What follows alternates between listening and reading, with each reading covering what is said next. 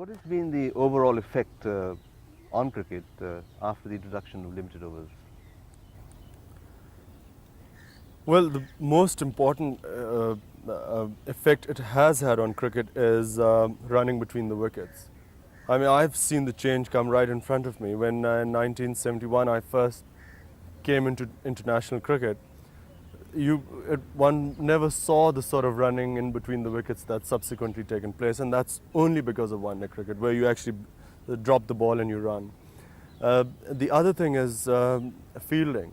The vast improvement in fielding has just been incredible. All you have to do is see some of the old cassettes of teams playing in the 50s and 40s, and you just notice the difference, the improvement in fielding standards. And then, of course, in batting improvisation, I never used to remember batsmen ever stepping down and hitting you over extra cover or moving inside, and playing you down the leg side. I mean, all this we have to thank one-day cricket, because it actually made batsmen try and take chances. And then bowlers at the same time have tightened up much more. The Yorker has been perfected to much greater extent, and you realize how to counter when a batsman is trying to move away from his wickets, where you try and bowl and so on. I mean, it has actually added a lot in that sense to one-day cricket, but basically it's defensive stuff as far as the bowlers are concerned, because you don't try and take wickets. For batsmen, it's to improvise when a certain field is set, a defensive field is set, then how to break through. And of course, running in between the wickets, how to take quick singles.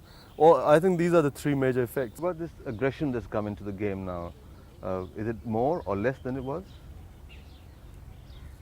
Aggression, I think, actually came in Test cricket. It's not due to one-day matches. I mean, I think we have to thank Ian Chappell's 1975 Australians, who actually brought the aggression into the game. It's not due to one-day cricket. Or money? Do you think it's due to money? I don't think so. It was just, Australia is affected a lot by the American influence, and in American sport, the aggression has the will to win.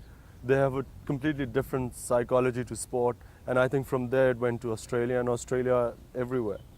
What do you think in terms? What is your thought process when you're selecting a team for a Test match and for a limited overs game? Well, in a limited over match, I would go in for all-rounders. I would select players who perhaps don't have that good a defense, but who can actually hit the ball.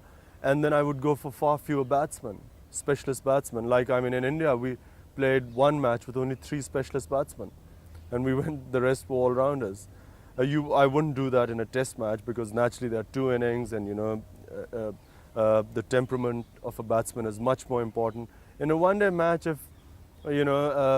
because it's limited overs, you know that if your first 4 batsmen won't do much, the 5th or 6th batsman will not really be able to do much more than say someone who's a big hitter or the tail enders. So I take much more risks in one-day cricket, and also I change the batting order much more, which one does not in Test matches that frequently. Anyway, thank you, Imran, for talking with us. Okay.